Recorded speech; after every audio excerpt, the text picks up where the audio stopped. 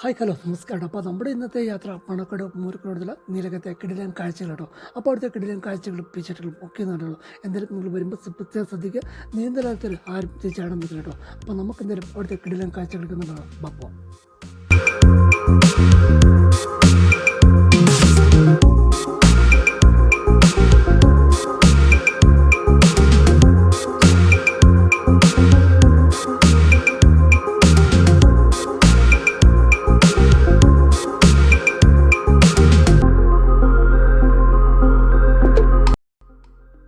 അങ്ങനെ ഈ റോഡ് വഴി കുറച്ചങ്ങ് വരുമ്പോൾ പഞ്ചായത്തിൽ ബോർഡൊക്കെ സ്ഥാപിച്ചിട്ടുണ്ട്. അത് കഴിഞ്ഞപ്പോൾ കുറച്ച് ദൂരം നമ്മൾ നീലക്കത്ത് കേട്ടോ. അധികം ദൂരമൊന്നുമില്ല.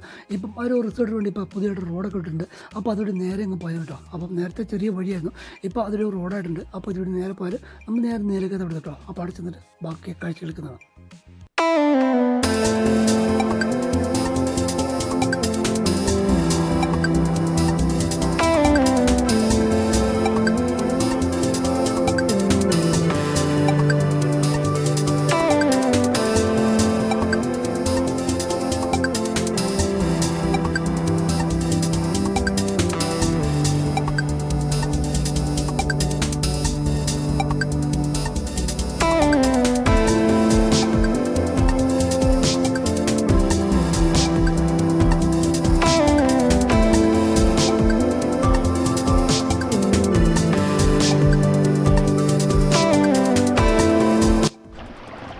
അങ്ങനെ നമ്മൾ നടന്ന് നീലക്കത്തിന് എടുത്തിട്ടാണ്. ഇവിടെ കാണുന്ന വ്യൂ എന്നല്ല, ഇതാ ഈ കിടിലം വ്യൂ ഒക്കെ കേട്ടോ. കുറച്ചങ്ങനെ മറിച്ച് നിൽക്കുമ്പോൾ നല്ല അടിപൊളി ഫോട്ടോ എടുക്കാൻ പറ്റിയ കിടിലം വ്യൂ കേട്ടോ.